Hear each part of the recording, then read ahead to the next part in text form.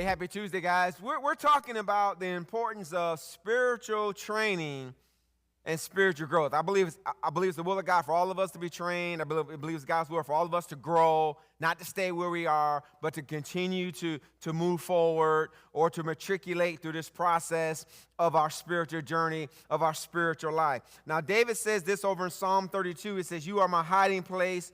You shall preserve me from trouble. You shall surround me with songs of deliverance. I will instruct you and teach you in the way that you should go, and I will guide you with my eye." So God is concerned, literally, God is concerned about every detail, every aspect of your life. Of course, we talked about instruct yesterday. Today we're going to talk about teach. You know, the word teach literally means to point out. It means to show. It means to, interesting, it means to throw water. I thought that was good. And it means to direct or instruct. And so Proverbs chapter 4, let's take a peek there. It says this, "Hear my children, the instruction of a father, and give attention to no understanding. For I will give you," he says, "good doctrine. Do not forsake my law. When I was my father's son, tender and only in the sight of my mother, he also taught me and said to me," this is so key. He says, "Let your heart retain my words and keep my commandments." And he says, "and live." I'm going to say it again. He says, "Let your heart retain my words, keep my commandments, and live." So I believe it's important that we begin to literally ask God for our children, our young people, to have a respectful ear for their parents' instruction, or for anyone in authority, for that matter. Let's begin to ask God for that, for your children. Maybe you have nieces or nephews, or maybe you have neighbors, but begin to ask God that they'll have an ear to hear, a respectful ear for those in authority. What's another thing that this verse says to us?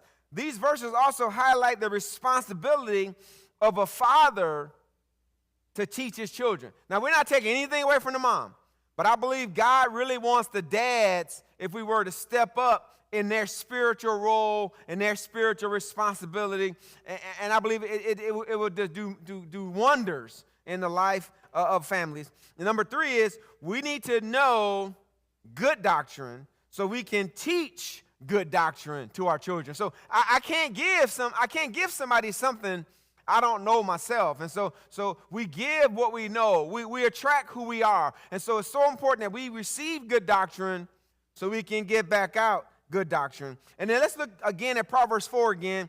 He says, "He also taught me and said to me, let your heart retain my words, keep my commandments, and live."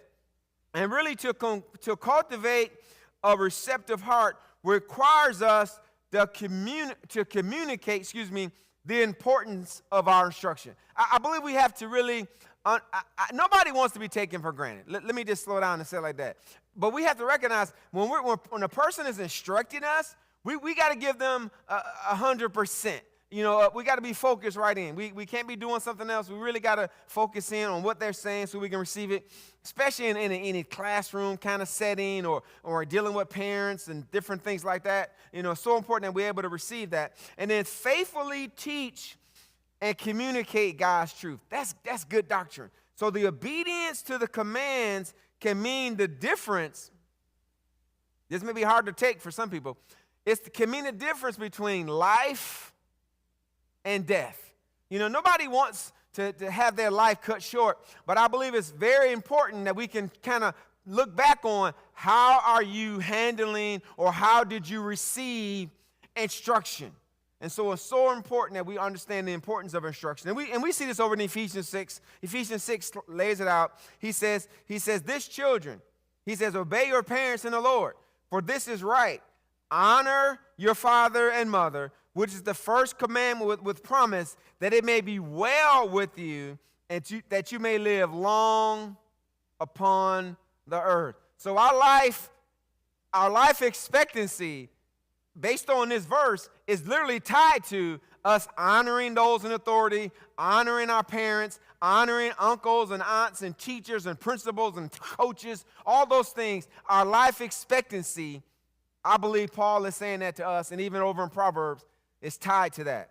And so, again, remember Psalm 32, I will instruct you and teach you in the way you should go, and I will guide you with my eye. Come on, say it again. It is God's will for me to be trained spiritually and to grow spiritually in the name of Jesus. Thank you for listening to the Faith for Today podcast. Enjoy your Tuesday. We'll see you tomorrow. Have a good day.